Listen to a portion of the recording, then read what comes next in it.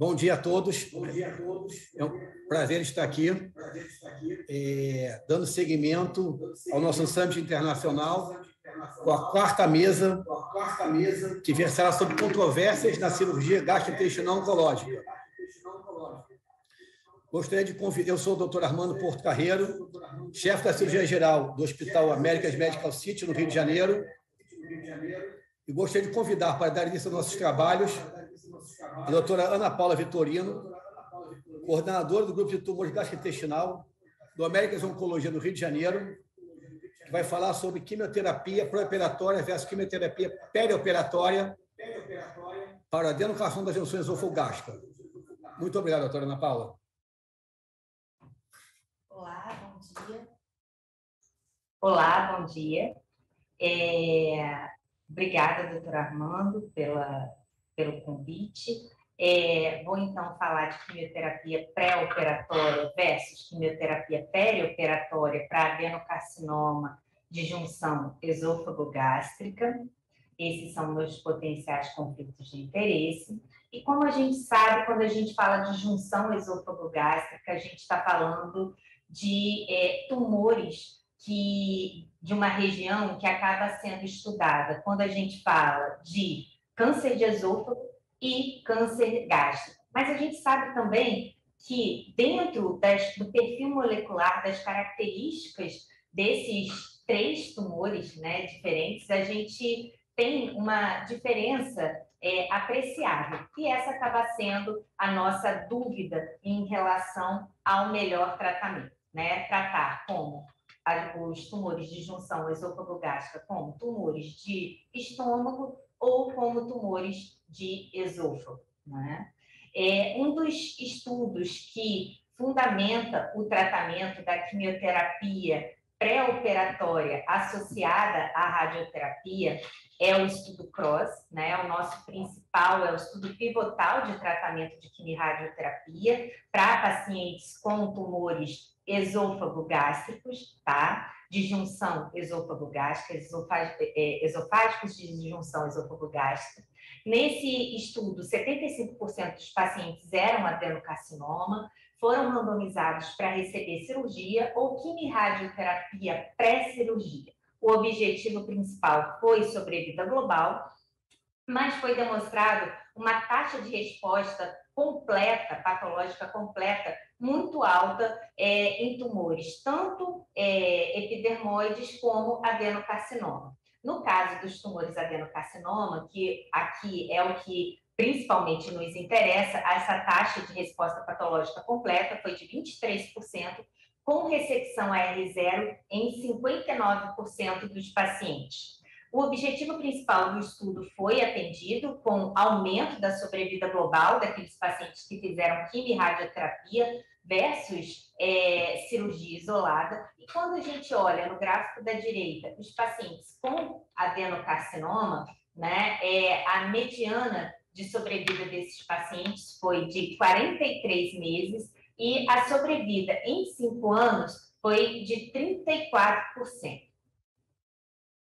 Em relação ao FLOT, né, em relação à quimioterapia perioperatória, né, que é a outra possibilidade de tratamento que a gente tem para esses pacientes, o estudo que hoje em dia fundamenta a nossa prática é o estudo FLOT4, que avaliou fazer quimioterapia perioperatória em 2 tipos de tratamento, né? Ou o FLOT, que é uma terapia tripla, com oxaliplatina, docetaxel e fluoracil, ou uma quimioterapia mais antiga, né? Com epirubicina, platina e fluoropirimidina. E foi demonstrado benefício aí, claro, como a gente vê em sobrevida global, de 35 versus 50 meses, tá?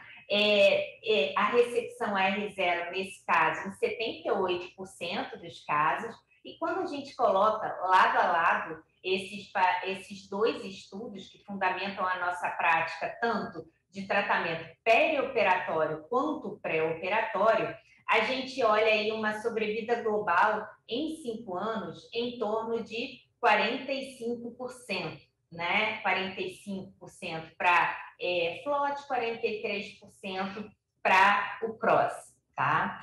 No estudo FLOT, a gente teve um peso maior de tumores de junção esofagogástrica, que hoje são o nosso objetivo aqui, né? Com 33% dos pacientes sendo pacientes com CIVET 2 e 3, né? Então, pontos a favor, pontos apontando um melhor esquema são um pouco difíceis, porque a gente tem estudos heterogêneos, né? Em relação à toxicidade desses dois estudos, a gente observa que neutropenia é uma toxicidade importante, com um estudo de quimioterapia perioperatória, né? 51% versus 2% nos pacientes que fizeram quimio-radioterapia pré-operatória, e isso acaba tendo um impacto muito importante no quanto esses pacientes são capazes de completar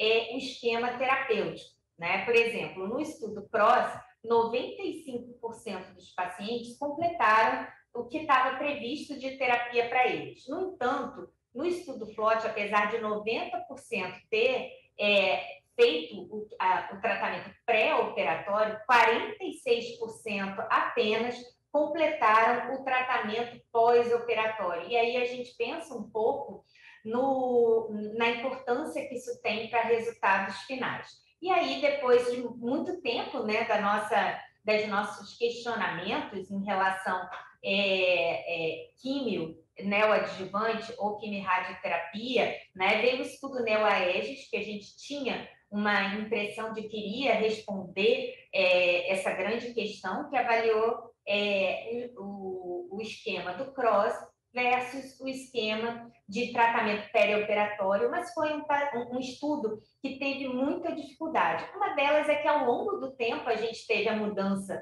de esquema perioperatório ideal, conforme foi visto no estudo FLOT, né? Esse é um dos questionamentos, mas foi demonstrado nesse estudo NeoAEGIS não haver inferioridade de um braço em relação ao outro, né? Então, uma não inferioridade, mas parecendo que os pacientes que fizeram quimio-rádio pré tiveram uma melhor taxa de resposta com quimio-radioterapia, né? E outra questão em relação a esse estudo comparativo de quimio-radioterapia versus quimioterapia perioperatória foi a chegada mais recente ainda, com aprovação no Brasil no ano passado, da imunoterapia adjuvante após quimio-radioterapia para pacientes que tinham doença ainda residual pós-operatória, e isso acabando sendo até mais comum em pacientes com adenocarcinoma do que em pacientes com SEC, né? O Checkmate 577 mostrou para a gente que esses pacientes com doença residual após CROSS tiveram uma redução importante da recorrência, né? Com o dobro de sobrevida livre de recorrência em relação àqueles que não fizeram 1 ano de imunoterapia pós-operatória, né? Então, cada vez se torna mais difícil a comparação desses estudos pelas novidades. Que bom, né? Que temos várias novidades em relação à possibilidade de tratamento para esses pacientes. E aqui uma ideia mais recente também, ainda não colocada em rotina de tratamento, mas o estudo do CALGB mostrou que o PET scan pode trazer para a gente uma informação quando realizado após uma indução de quimioterapia, sobre potencial quimioterapia a ser realizada junto com a radioterapia, aumentando, assim, a taxa de resposta patológica completa. Então, nesse estudo, pacientes realizavam quimioterapia de indução. Se tivesse um PET scan que não respondesse, que mostrasse que esses pacientes eram maus respondedores, e isso tinha a ver com uma queda de SUV, né? Eles eram randomizados, passavam por um grupo de nova quimioterapia, diferente da quimioterapia de indução utilizada junto com a radioterapia, e posteriormente eram levados à cirurgia. O que se demonstrou foi que pacientes que que eram não respondedores, cruzaram para um grupo de outra quimioterapia com radioterapia, tiveram um aumento significativo de taxa de resposta patológica completa, mas o que chamou muito atenção foi que o grupo que fez FOLFOX, junto com rádio, independente de respondedores ou não respondedores, tiveram uma taxa de resposta patológica completa muito alta, tá? E aqui a gente vê a sobrevida global em 5 anos por grupo de respondedores e não respondedores, né? E aqui a gente tem o grupo que fez FOLFOX, seguido, que era bom respondedor, e que fez FOLFOX com radioterapia antes da cirurgia, né? E aqui com uma sobrevida em 5 anos de 53%.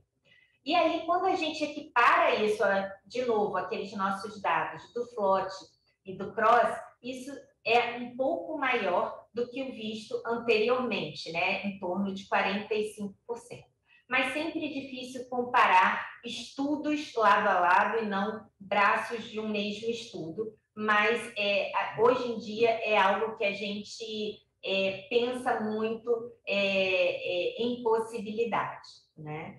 A neoadjuvância total, ou seja, trazer todo o tratamento do FLOT apenas para o pré-operatório, para diminuir aquela taxa alta de pacientes que não conseguem fazer o tratamento após uma cirurgia, né, também já foi testada em alguns estudos de fase 2, tá? Mostrando ser bem tolerada e aumentando a taxa de pacientes que conseguem realizar o tratamento como um todo.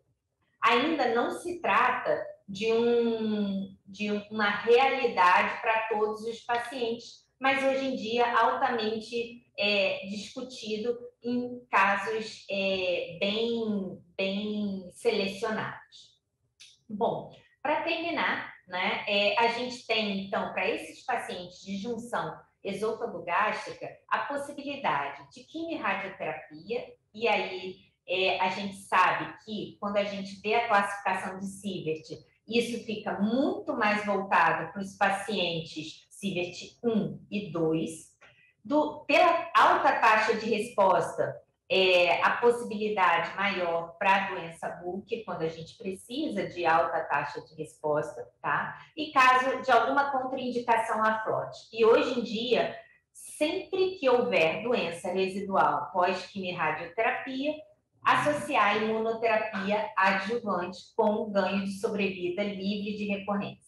A quimioterapia perioperatória é uma ótima possibilidade para aqueles pacientes em bom estado geral, que têm tumores de junção esôfago-gástrica. O S2 é sempre algo que fica em cima do muro. O S3 é a realidade, o Sievert 3, para uma quimioterapia perioperatória, e aqueles casos em que a gente tenha uma contraindicação à radioterapia, esses são casos totalmente indicados para tratamento perioperatório.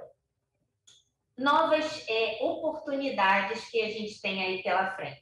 A questão da avaliação de indução com avaliação de melhores respondedores com PET, conforme a gente viu com o estudo do CALGB, podendo ser aí um tag para a gente para fazer pacientes maus respondedores passarem a pacientes ótimos respondedores. A possibilidade de fazer neoadjuvância total em casos selecionados, mas ainda não sendo uma rotina. A possibilidade de imunoterapia, e hoje em dia, para câncer gástrico e de junção esôfago-gástrica, a gente tem alguns estudos de fase 2 bem interessantes para um público selecionado de pacientes que tem biomarcador que demonstre bom resultado para a imunoterapia, a junção de imunoterapia à quimioterapia, e a possibilidade de junção de terapia-alvo à quimioterapia pré-operatória, né? E isso já está sendo visto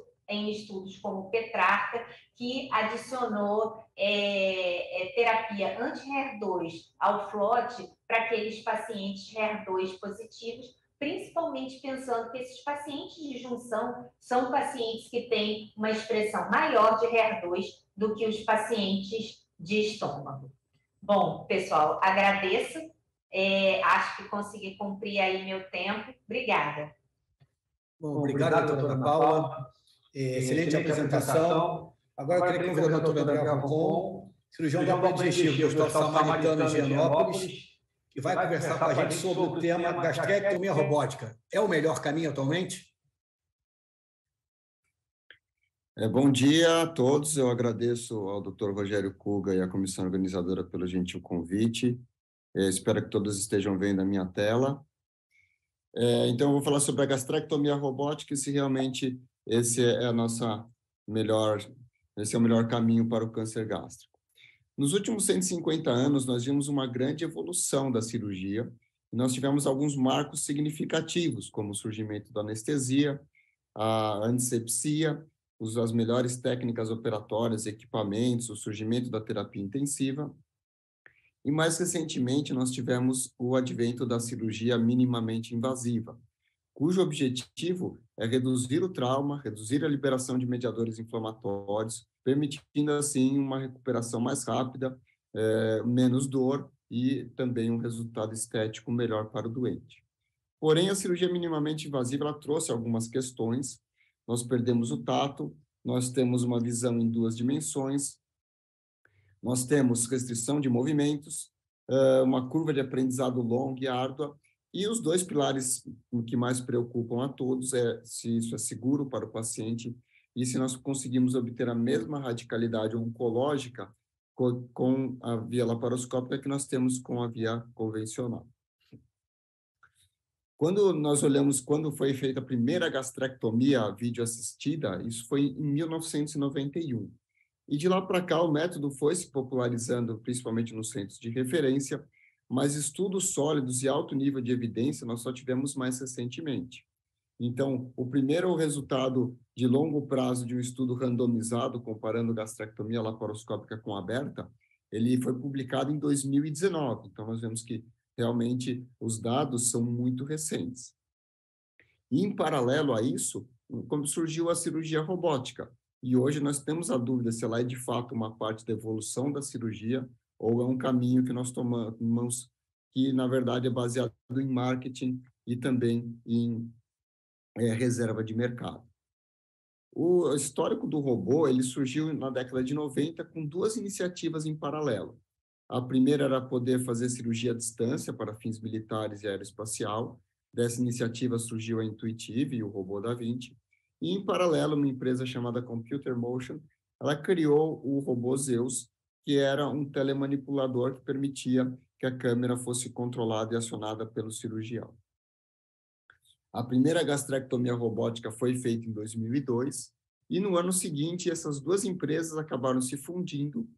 Toda a tecnologia foi incorporada no sistema Da Vinci, que passou a dominar o mercado e o mundo, e hoje nós temos mais de 10 milhões de procedimentos já tendo sido realizados mundialmente. E o objetivo atual da cirurgia robótica é contornar as limitações que nós temos na laparoscopia. Então, nós temos uma visão aprimorada em 3D, nós temos uma ótica muito mais estável, que é controlada pelo cirurgião, nós temos uma cirurgia mais precisa, mais delicada, nós temos maior liberdade de movimentos, e isso nós esperamos que se traduza em menor sangramento, menor trauma, menor agressão tecidual e uma recuperação melhor e mais rápida para o nosso doente. Além disso, o robô ele também traz maior ergonomia para o cirurgião, uma menor fadiga, o que também talvez se traduza em um melhor resultado para o nosso paciente. Mas ele traz algumas barreiras. Então, enquanto na laparoscopia nós temos um retorno áptico, na cirurgia robótica nós temos a ausência completa de tato, nós temos também a necessidade de um treinamento extensivo e caro, um equipamento que tem um alto custo e um custo muito maior por procedimento, e uma curva de aprendizado que é muito longa. Se nós olharmos especificamente para a gastrectomia, nós precisamos de 25 casos apenas para ultrapassar a curva de aprendizado inicial, onde o tempo operatório é muito maior e onde as complicações, inclusive as complicações graves, são também mais elevadas. Mas pondo na balança, a questão que nós temos é se, de fato, os prós, eles suplantam os contras e nós vamos realmente ter benefícios para o nosso paciente. E aqui eu trouxe essa meta-análise que comparou o robô com a via laparoscópica. Foram mais de 5.000 gastrectomias, mas quando nós olhamos os estudos, 40 estudos que foram incluídos, nenhum estudo randomizado, todos estudos de um período onde nós não tínhamos nem dados sólidos sobre a cirurgia laparoscópica, e também nós temos a questão de que estava sendo comparado a cirurgia robótica com a cirurgia laparoscópica, que ainda haviam dúvidas se era equiparável à cirurgia aberta. Além disso, nós vemos que é um pupurri de técnicas, nós temos cirurgias com extensões diferentes, linfadenectomias distintas, reconstruções distintas, o que dificulta muito poder chegar a uma conclusão definitiva. Entretanto, isso nos mostrou algumas questões muito importantes. O tempo cirúrgico da cirurgia robótica ele é aumentado, o sangramento ele é diminuído, nós temos talvez mais linfonodos sendo ressecados com a cirurgia robótica, nós temos também talvez uma recuperação mais rápida, como ingesta oral mais precoce, e as complicações foram equivalentes, entretanto, as complicações maiores, elas foram menores na cirurgia robótica. Mas tudo isso a um custo maior, $12.000, comparado com $8.000 da via laparoscópica. Mas o que nós queremos realmente saber é se ela foi similar em termos de reoperação, vazamento de anastomose, margens livres e recidiva, e, de acordo com essa meta-análise, sim, a cirurgia robótica tem esses mesmos parâmetros do que a cirurgia laparoscópica, o que nos traz bastante conforto. Já quando nós pensamos na sobrevida global, o melhor estudo que nós temos, a maior série de casos é um estudo retrospectivo com amostra pareada entre laparoscopia e robô, em que nós percebemos que a sobrevida no segmento médio de 85 meses foi equivalente, mas olhando nas entrelinhas, nós percebemos que 75% dos pacientes, eles eram T1N0, que são pacientes que nós esperamos uma excelente sobrevida de qualquer forma, e fica um tanto quanto difícil comparar os métodos em uma população que tem um prognóstico tão bom. E foi então no ano passado que nós tivemos pela primeira vez os 2 estudos randomizados, no caso ambos compararam a cirurgia robótica com a laparoscópica, e eles nos mostraram que há uma menor morbidade com a cirurgia robótica. No estudo japonês nós tivemos menos complicações maiores, há uma melhor linfadenectomia, de acordo com o estudo chinês, uma recuperação mais rápida, permitindo que o doente faça a quimioterapia mais precocemente, mas isso a um custo maior financeiro e a um tempo cirúrgico também maior. E neste ano nós tivemos o 3º estudo randomizado com gastrectomia robótica, que é da nossa instituição, e ele comparou a gastrectomia com o padrão, que era a gastrectomia aberta, a robótica com aberta, que era o padrão até 2014, quando nós iniciamos esse estudo. Ele é o primeiro estudo ocidental randomizado, e ele foi fruto de uma sequência, na qual primeiro nós ficamos confortáveis com a via laparoscópica e tivemos resultados adequados de médio prazo. Passamos a treinar a gastrectomia robótica em suínos, padronizamos e divulgamos a nossa técnica e também o nosso acesso de acordo com as variações anatômicas que nós podemos encontrar na região, e foi então que nós iniciamos esse estudo, como em 2014, como eu mencionei, apenas para gastrectomia D2 em adenocarcinoma gástrico. Esse é o nosso fluxograma do estudo, e os grupos eles foram equiparáveis, exceto no tempo cirúrgico, que foi de fato maior com a cirurgia robótica, e na perda sanguínea, que foi menos da metade com o acesso robótico. É interessante notar que complicações tanto menores quanto maiores foram similares, tempo de estadia na UTI, tempo de hospitalização, mas no quesito readmissão, nós tivemos 4 readmissões contra uma 4 readmissões na cirurgia aberta contra uma no robô. Isso não foi estatisticamente significativo, mas talvez, se nós estivéssemos falando uma amostra maior, isso fosse estatisticamente significativo. Um outro detalhe que eu queria compartilhar é que o tempo de console, o tempo da cirurgia, ele cai conforme o número de casos aumenta, e também o número de linfonodos, uma tendência a aumento conforme os casos foram progredindo. Dessa maneira, o que nós podemos concluir atualmente é que a gastrectomia robótica ainda é um procedimento novo e pouco estudado. Ele se associa a um tempo cirúrgico maior, a menor sangramento e talvez uma recuperação mais rápida. Isso a um custo financeiro maior. E o que nós temos de informações até hoje em dia é de que os resultados de longo prazo são pelo menos equiparáveis aos da laparoscopia e da via convencional.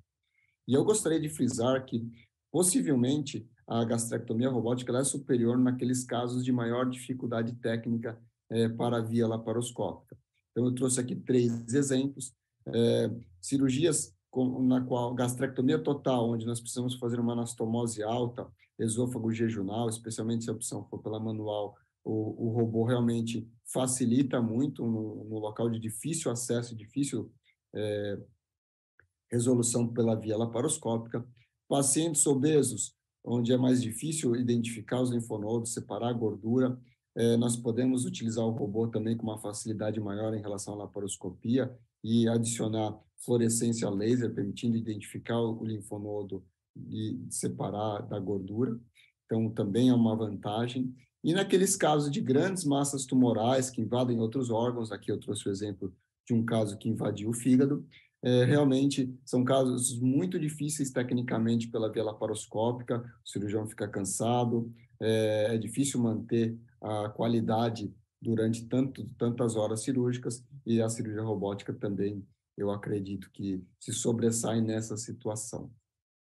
Era isso, eu estou à disposição para eventualmente perguntas e dúvidas. Muito obrigado.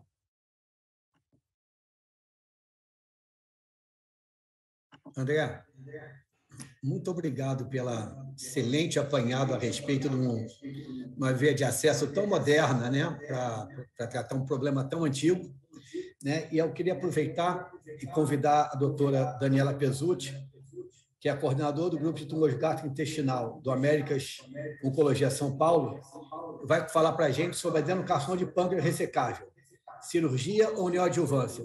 Obrigado, Daniela. Obrigado. Bom dia, gente, e obrigada de novo pelo convite. Então, eu vou falar um pouquinho sobre a adenocarcinoma de pâncreas ressecável, né? A gente faz cirurgia upfront ou a gente deve fazer tratamento neoadjuvante?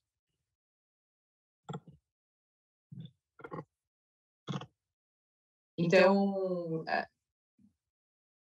desculpa, só um minutinho aqui que ficou estranho aqui. Então, na verdade, quando a gente está falando de tratamento neoadjuvante, a gente está falando quando a gente fala de câncer de pâncreas, a gente está falando de 3 categorias diferentes, né? Aqueles pacientes que são totalmente ressecáveis logo de cara, aqueles pacientes que são borderline, ou seja, em que o tratamento neoadjuvante ele poderia melhorar a ressecabilidade, talvez acarretar numa ressecção R0, e aquele paciente que é irressecável logo de cara, em que você poderia tentar converter ele com tratamento neoadjuvante. E quantos são pacientes realmente ressecáveis ao diagnóstico? Então, a gente sabe que câncer de pâncreas, na verdade, só 20% vão ser realmente ressecáveis. Os outros 80%, na verdade, eles vão ter algum acometimento que vai tornar difícil a ressecção primária. Então, a gente está falando de um grupo muito seleto de pacientes. E quando a gente compara, como é que a gente tem que entender aí se a gente deve fazer cirurgia upfront ou neoadjuvância? Então, qual o benefício de você fazer um tratamento cirúrgico upfront? Então, é muito comum na prática clínica a gente ter que colocar stent biliar. Então, se você operasse de cara, esse paciente iria logo para uma cirurgia em que você não precisaria colocar prótese nem stent. Você não teria o risco desse paciente deteriorar durante o tratamento quimioterápico, então ele não perderia performance. E aqueles pacientes que não são sensíveis à quimioterapia, você não perderia o timing da cirurgia. Esses são os principais argumentos pró fazer uma cirurgia upfront. E para que fazer um tratamento neoadjuvante? Então, iniciar logo o tratamento sistêmico, você garantir que esse paciente vai ter quimioterapia circulando logo de cara. O tratamento neoadjuvante ele pode melhorar a ressecabilidade, e você pode, além de tudo, determinar a biologia desse tumor. Então, se esse paciente progredir logo de cara com a quimioterapia, você evita que ele faça uma cirurgia desnecessária e fútil. Então, qual o problema da gente começar com o tratamento neoadjuvante? Muitas vezes é difícil de conseguir um diagnóstico para esses pacientes, né? A gente sabe que que até 30% dos casos que fazem biópsia por ecoendoscopia, a gente não consegue nem material para histologia nem para citologia. Então, você não consegue fazer um diagnóstico. Isso pode, às vezes, atrasar ainda mais o tratamento neoadjuvante, porque a fonte pagadora não vai pagar. Então, o que está sendo agora uma alternativa é a gente tentar criar novos métodos para melhorar esse diagnóstico, né? E aí a biópsia líquida vai vir, mas ainda está um cenário muito preliminar para câncer de pâncreas. Então, qual o problema com o tratamento neoadjuvante? A gente sabe que até 25% dos pacientes eles vão progredir ao tratamento neoadjuvante. Então, enquanto você está fazendo quimioterapia neoadjuvante, eles vão progredir. E aí, como eu falei, a gente pode perder a janela para operar. Mas é aquela coisa de olhar o copo metade cheio, metade vazio. Você também pode argumentar que, na verdade, esse paciente que progrediu ao FOLFIRINOX, que é o seu tratamento adjuvante posterior, ele já ia mal de qualquer jeito. Então, você, na verdade, vai estar poupando ele de uma cirurgia fútil, né? Então, são duas maneiras de ver a mesma situação. E aí, quando a gente compara, que é meio unfair, né? Assim, quando a gente compara tratamento, pegar números de tratamento adjuvante e de tratamento neoadjuvante, o tratamento neoadjuvante sempre vai ser pior. Por quê? Porque quando você pega os tratamentos adjuvantes, que são aqueles pacientes que foram bem operados, eles se recuperaram bem do tratamento cirúrgico, e aí eles fizeram um novo reestadiamento, e se eles não tinham progredido, aí sim eles eram randomizados para o tratamento adjuvante. Então, o que a gente vai ver é uma sobrevida grande para esses pacientes. Já nos estudos neoadjuvantes, entra todo mundo. Entra paciente micrometastático, entra paciente que depois vai operar e teve complicação cirúrgica. Então, se você comparar esses números, você não vai ter uma comparação adequada. E como é que a gente tem que entender o câncer de pâncreas no geral, né? Então, o câncer de pâncreas, na verdade, ele provavelmente já é uma doença micrometastática desde o início. Então, esse é um estudo em que patologistas avaliaram a porcentagem de micrometástase em tumores. Aqui, a gente vê aqui a curva. Então, aqui na barra de baixo é o tamanho. Então, um paciente com tumor de pâncreas de 2 centímetros, ele já tem 70% de chance de ter micrometástase. Ou seja, 2 centímetros é nada, né? Então, é aquele paciente que a gente tenderia a operar logo de cara, mas ele tem 70% de chance de ter célula tumoral circulante e ter micrometástase no microambiente tumoral. E aí, a gente deve não fazer neoadjuvância, a gente tem várias meta-análises, né? Essa é uma delas, que avaliou aí 938 pacientes que foram incluídos no tratamento neoadjuvante baseado em gemcitabina, numa era pré-FOLFIRINOX, e houve, sim, um incremento em sobrevida de 19 a 29 meses para quem fez neoadjuvância. Quando a gente separa os grupos, infelizmente, assim, esse foi um estudo que ele é mais positivo para quem tinha borderline, quem era classificado como borderline, né? Aqueles pacientes classificados como ressecáveis, houve uma diferença estatística, mas houve uma diferença numérica, mas não estatisticamente significativa para a terapia neoadjuvante. Esse é um outro estudo, na verdade, de retrospectivo aí, que avaliou mais de 14.941 pacientes que foram aí analisados retrospectivamente a fazer inserção upfront, terapia neoadjuvante. E aqui, na tabela, a gente vê que os pacientes que fizeram terapia neoadjuvante foram melhor do que aqueles pacientes que fizeram cirurgia upfront. E essa melhora, ela é comparável mesmo quando o paciente faz cirurgia upfront e tratamento adjuvante na sequência. Então, quer dizer, o benefício não é só daquilo, o benefício é da neoadjuvância mesmo. Quando a gente olha todos os desfechos, principalmente a questão de linfonodos positivos, ressecção com margem livre, a gente tem um ganho para o tratamento neoadjuvante. E o que é mais importante é a gente não tem uma mortalidade aumentada porque você faz um tratamento neoadjuvante prévio. Então, sim, a neoadjuvância diminui o risco de alguém morrer. Então, a gente deve recomendar, tá? E tratamento adjuvante, esse é o estudo standard que a gente tem, né? Que então, depois que o paciente opera, você randomiza esses estudos randomizaram o paciente a fazer gemcitabina, que era o padrão, com o FOLFIRINOX, que se tornou o novo standard, que é o PRODIGE 24, e a gente vê uma diferença aí de sobrevida importante para quem fez FOLFIRINOX adjuvante e não gemcitabina, né? E aí a gente vê esse ganho de sobrevida, né, chegando a mais de 50 meses de sobrevida global, e provavelmente, de novo, esse número é uma extrapolação daquilo que eu falei, quer dizer, o paciente vem ressecado, faz exame de imagem, depois é randomizado para quimioterapia adjuvante, né? Então, você tem um número diferente do que se você vai fazer o tratamento neoadjuvante. Esse é um outro estudo que avalia uma outra combinação que a gente tem disponível, que é a nab-paclitaxel com gemcitabina versus gemcitabina no cenário adjuvante. E esse estudo, apesar de ser numericamente positivo para o grupo que usou a combinação nab-paclitaxel com gemcitabina, não houve diferença em sobrevida global, tá? Então, FOLFIRINOX é o standard de tratamento adjuvante que a gente tem. Aqui, né, é um tratamento combinado que a gente tem, meio parecido. Então, aqui é um outro estudo que avalia, de novo, se a gente deve fazer tratamento pré ou pós-cirurgia. Então, só para a gente ver, esse estudo não mostrou diferença em sobrevida, mas o esquema com Genzar é esquisito.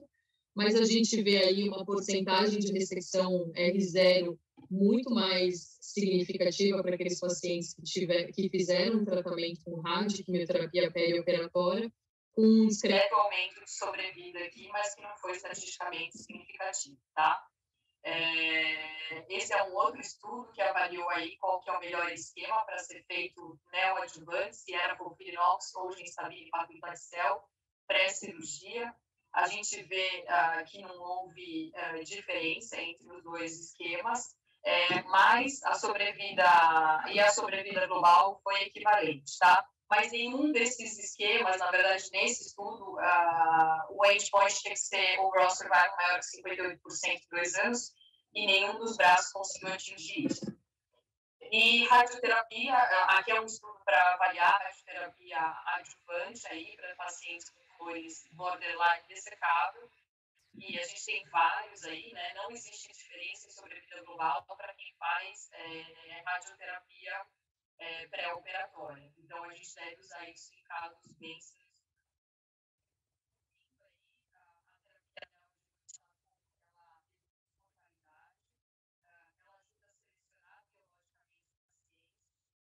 Dani, sumiu seu áudio. Tá bom, Dani, infelizmente você conseguiu dar seu recado, a gente não conseguiu ouvir seu último slide aí. Te agradeço muito, vamos ter muito comentar sobre isso depois, nos comentários.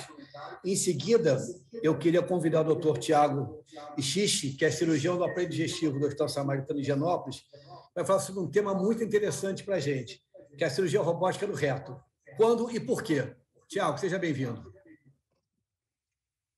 Sim, estamos vendo, sim. Perfeito. Então, boa tarde. Acho que queria agradecer primeiramente a comissão organizadora, ao Dr. Rogério Kuga, pelo convite, para falar um pouquinho sobre um tema bem disputado. Sou cirurgião no aparelho digestivo Praça da Casa de São Paulo e hoje em dia faço praticamente cirurgia minimamente invasiva e cirurgia robótica. O tema me cabido foi a cirurgia robótica no câncer de reto, quando e por quê? O câncer de reto acho que é um grande desafio por ser não só tecnicamente difícil, mas pela cirurgia propriamente dita ser mutiladora, com umas consequências, podendo ter consequências graves para o paciente, E o tratamento multidisciplinar é fundamental com o pessoal da oncologia clínica, da radioterapia, da fisioterapia pélvica, psicologia e com a gente da cirurgia. Demanda uma individualização com o preparo psicológico do paciente, porque representa uma verdadeira guerra para ele e para a família, né? Apesar de um pilar importante, a cirurgia isolada é considerada somente nos casos iniciais da doença. O tratamento cirúrgico, o princípio do tratamento cirúrgico é baseado na incisão total do mesorreto, dando fundamental importância para a margem circunferencial macroscópica e microscópica e importantíssima qualidade final da peça cirúrgica do espécimen retirado. Tem se discutido bastante ainda, hoje em dia, a linfadenectomia lateral ilíaca interna, que ainda não se comprovou como um procedimento padrão para todos os pacientes, devendo ser somente realizada nos casos selecionados. Tem um aumento da morbidade, inclusive com aumento de mortalidade. A cirurgia robótica surgiu como uma nova arma para melhor tratamento do câncer do reto, porque nos possibilita uma melhor visualização, nos possibilita uma visão tridimensional, a movimentação de ângulo de aproximação da doença, precisão de movimentos, a simulação da mão do cirurgião no robô é interessantíssima para esse tipo de procedimento, e além da redução e a estabilização de imagens e dos tremores. E além da melhor ergonomia de toda a equipe e da menor demanda física, como o André Roncon falou previamente. Os estudos não conseguiram ainda uma significância estatística para demonstrar a superioridade da cirurgia robótica, porém, avaliando os números isoladamente, a gente consegue ver que melhora o resultado do espécimen cirúrgico, melhora a margem de ressecção circunferencial, reduz o número de conversões para a cirurgia, reduz as complicações intra- e pós-operatórias, assim como diminui a taxa de complicações funcionais, né? Alguns estudos demonstram ainda, aí sim, com significância estatística, um maior tempo cirúrgico, porém com um menor tempo de redução da dieta e um menor tempo de internação, sem comprovar a diminuição de complicações pós-operatórias, fístulas, sangramento, conversão para cirurgia aberta, disfunções pélvicas e a qualidade de peça cirúrgica. Mais uma vez, destrinchando os estudos, a gente consegue ver que diminui a taxa de conversão, aumenta a positividade da nossa margem circunferencial, aumenta a nossa margem distal, e além de possibilita uma melhor ressecção completa macroscópica, ainda diminuindo, como falei anteriormente, a parte da disfunção pélvica, que é uma complicação que o cirurgião coloretal tem uma grande preocupação para não ter. O estudo Rolar, acho que foi um dos primeiros a tentar fazer essa comparação, um grande estudo. Eles conseguiram chegar no endpoint primário, que era a menor taxa de conversão, com uma margem circunferencial mais significativa, mais ampla, porém sem significância estatística. E, a partir daí, vários estudos começaram a serem realizados, a princípio, em centros únicos, com uma comparação diminuindo a conversão. Como o Roncon falou, acho que a cirurgia minimamente invasiva acaba tendo uma melhor taxa de recuperação, menor tempo de estadia hospitalar, menor taxa de sangramento, menos dor pós-operatória, e a conversão implica nesses riscos como se fosse uma cirurgia aberta. Então, a tendência da robótica ser melhor que a laparoscopia começa a aparecer. Muitos estudos para tumores baixos demonstraram melhora da preservação esfincteriana, e com um aumento de número de casos sendo operados a cada ano, essa melhora da função sexual e esfincteriana também tem sido relatada. Esse último estudo publicado em 2022, recente, apesar de alguns pontos não terem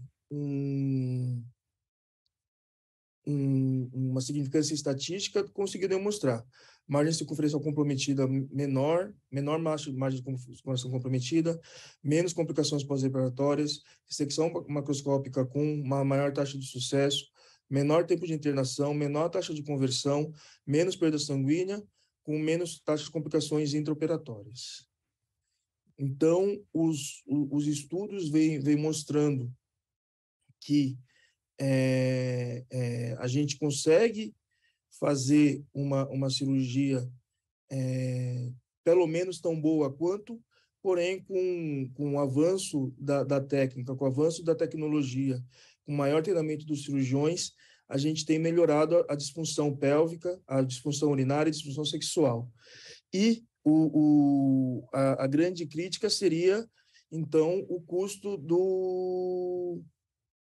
da cirurgia robótica, né? E comparando o custo da cirurgia robótica como somente o procedimento, com certeza ele sai mais caro.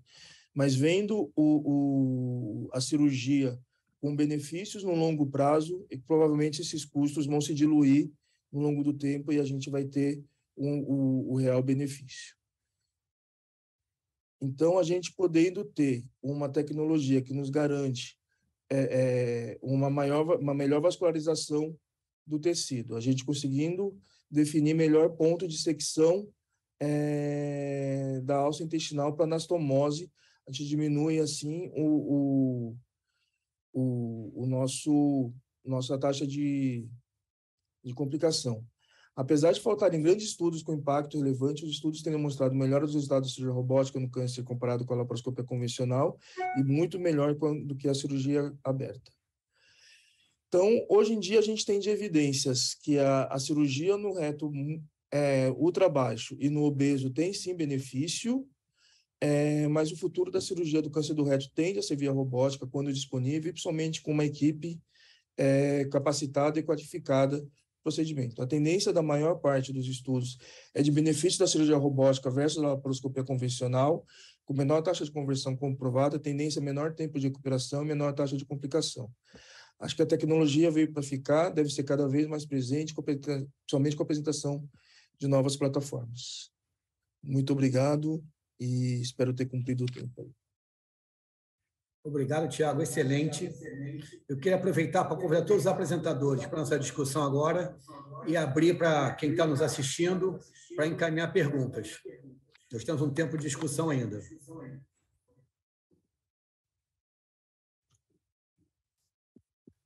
Bom, Ana Paula, enquanto o pessoal está um pouquinho tímido, eu vou te perguntar o seguinte. O que te ajuda a definir no paciente com tumor de redução esofágica? Você vai fazer o cross ou flot? Você vai mais pela posição do tumor ou pelo PS do paciente? Você tenta combinar os dois. A gente sabe que o flot tem uma dificuldade em complementar, então, ele já tem um PS pré-operatório ruim, você daria preferência nesse paciente, mesmo sendo um Sievert 3, a fazer o cross para ele? Então, Armando, boa pergunta.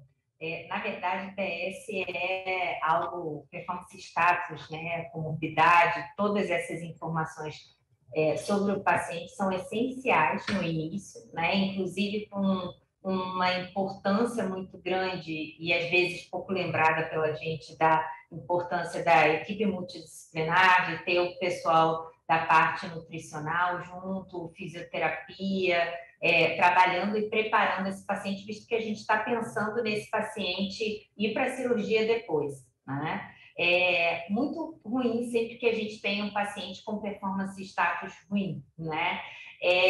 Em relação ao Sievert 3, eu pensaria sempre em flot. Dificilmente pensaria num cross para esse paciente, tá? Ali a gente já está muito mais relacionado a uma característica de câncer gástrico do que de esôfago. Pensaria mesmo no cross para o S1, S2, e qualquer um dos dois vai ter um impacto para aquele paciente que tem um performance status ruim. Tolerar uma quimio-radioterapia também vai ser difícil para esse paciente. Então, o melhor é tentar reverter situações reversíveis pré-tratamento. Muito obrigado. Os outros apresentadores que fiquem à vontade, se quiser colocar alguma coisa, né? Agora, André, a gastrectomia robótica é uma coisa que está começando agora, especialmente no nosso meio, mais comum no Japão, nos outros locais. Você acha que esse tempo maior que a gente tem na robótica não seria por causa do docking, do tempo de docking e pelo tipo de robô que a gente usa? Eu acho que a gente, com novos robôs chegando, a gente consiga diminuir esse tempo de diferença entre a cirurgia robótica e a laparoscópica e, consequentemente, diminuindo o custo também? Olha, Armando, o tempo de docking, a gente realmente perde alguns minutinhos ali. Já tivemos casos que o docking entra em conflito com o Nathanson, que é o afastador que fica fixo na mesa, a gente tem que tirar e redocar. Mas o que a gente viu foi uma queda realmente significativa do tempo de docking. Então, ele tem variado de 5 a 15 minutos.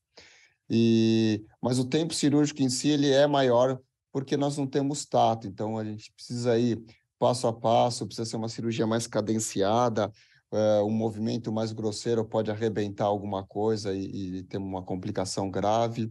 E, normalmente, olhando a nossa casuística, uma gastrectomia subtotal D2, que dá para ser feita, num caso espetacularmente favorável, em 1h30, já demora 2h30 na laparoscopia, em relação à aberta, e 3 horas, 2h30, 3 horas no robô. Então, o que a gente tem visto é que realmente tem um acréscimo aí de tempo, e eu acredito que provavelmente os próximos robôs eles vão ser melhores, se você tem toda a razão. O XI, por exemplo, é um robô muito mais rápido e fácil de docar do que o SI. E eu acredito que nós vamos começar a ter algum retorno áptico. O videogame já tem, né? Os controles já têm um retorno áptico virtual, onde o controle treme, ele mexe, você sente uma resistência. E eu acredito que os próximos modelos de robô agora estão surgindo, né? O robô da Intuitive dominou o mundo, ele ficou por todo esse tempo sozinho. Então, agora nós estamos tendo novos robôs, chegou um novo recentemente no Brasil, ainda não tive a oportunidade de testar, mas eu acho que nós vamos caminhar para baratear o custo e ter um retorno mais de toque, até alguma sensibilidade que realmente vai encurtar o tempo cirúrgico. E eu acho que algumas das nossas barreiras maiores são justamente essas que você mencionou. Excelente, excelente. Armando, eu posso perguntar para o André uma dúvida? Claro, Tiago, à vontade. Isso mesmo, quero que você participe. Como que a gente está na parte da linfadenectomia, principalmente nos grandes conglomerados linfonodais, que às vezes o tumor de estômago nos apresenta, porque acho que o Oriente ele tinha uma reticência muito, muito grande de operar câncer gástrico avançado. Acho que o Ocidente que começou a ousar um pouquinho nessa área. E teve algum avanço nisso? Estamos conseguindo provar que é factível? Excelente, Tiago, concordo com você. Muito do conhecimento no câncer gástrico ele acabou vindo de realmente a gente substadiou o paciente, quando foi operar era mais avançado, o tumor era mais proximal, porque começou a laparoscopia no câncer gástrico com um câncer precoce e distal, que é uma cirurgia mais fácil, que a linfadenectomia não vai ser tão comprometida. E foi caminhando, e hoje em dia a gente acaba fazendo em todos os casos. Claro que tem que ser um centro de referência, equipe treinada, que vai ter um resultado melhor. Em relação ao robô e mesmo a laparoscopia, a gente tem preferido nas grandes massas, nos book linfonodais, pedir para o paciente fazer na adjuvância antes, Então, para tentar reduzir isso, eventualmente um outro caso escape, a gente vai operar de novo, o doente foi substadiado ou no tempo, especialmente se for no SUS, muitas vezes o tempo entre a gente indicar a cirurgia e o paciente chegar demora mais do que a gente gostaria, então no Instituto do Câncer às vezes a gente tem essa demora a mais que a gente não vê na vida privada, e acaba em um outro caso sendo realmente de massas linfonodais. A linfadenectomia tem sido bem adequada, eu acho que casos complicados, como eu mencionei no final, eles são mais fáceis para o robô, eu tenho casos que realmente nós acabamos terminando a cirurgia e percebendo que dificilmente aquele caso teria saído por laparoscopia, né, porque a gente não tem a angulação, a tranquilidade de realmente estar sentado e conseguir a destreza para conseguir alguns casos mais avançados. Então, nós temos casos realmente de massas linfonodais, mas não é o ideal. O ideal realmente é fazer neoadjuvância. A linfadenectomia ela tem sido equivalente. No nosso estudo randomizado, nós tivemos o mesmo número de linfonodos que a cirurgia aberta, que a gente pode considerar ainda hoje o padrão ouro no mundo, e a maior parte dos casos são feitos realmente pela via aberta. E o nosso número de linfonodos, a média é similar tanto para aberta, quanto laparoscópica, quanto robótica. Mas eu acho que você destacou um ponto fundamental, a gente precisa treinar, a gente precisa estar seguro do que está fazendo, a gente precisa estar confortável. Eu acredito numa escadinha, a gente tem que estar confortável com a via aberta para ir para a laparoscopia e para a laparoscopia para ir para o robô, que não difere tanto assim da laparoscopia, a abordagem é a mesma, mas é um aprendizado do método e do equipamento. Então, hoje em dia, eu tenho segurança de falar que a linfadenectomia ela é similar. Bom, eu queria agradecer a todos pela adiantada hora. Infelizmente, a gente não vai poder fazer mais perguntas. Eu queria provocar a Dani e tirar mais dúvidas com o Tiago. Mas, mais uma vez, muito obrigado a todos. E estaremos de volta às 14h15 com mais uma mesa bastante interessante para todos. Muito obrigado. Perfeito. Obrigado. Obrigado. Tchau, tchau.